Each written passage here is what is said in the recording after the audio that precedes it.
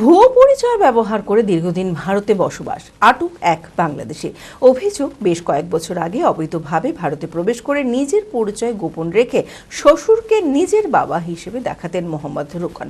সেই সুবাদে ভুয়ো পরিচয়পত্র ব্যবহার করতেন তিনি। এদিন পুলিশ অভিযান চালিয়ে ওই বাংলাদেশিকে আটক করে। মানসিক স্বাস্থ্যের জন্য সবার আগে যে নামটি মনে ভেসে ওঠে, সুস্থ মনের ঠিকানা মনোবীক্ষণ। যোগাযোগ নাম্বার 7477799513। 2018 সালে অবৈধভাবে বাংলাদেশ থেকে ভারতে প্রবেশ করেছিলেন মোহাম্মদ রকন। তার বাড়ি বাংলাদেশের চাঁপাই নবাবগঞ্জ এলাকায়। এরপর সাগরদিঘি থানার গোবর্ধনডাঙ্গা গ্রামে বসবাস করতে শুরু করেন এবং এক ভারতীয় মহিলাকে বিয়েও করেন তিনি।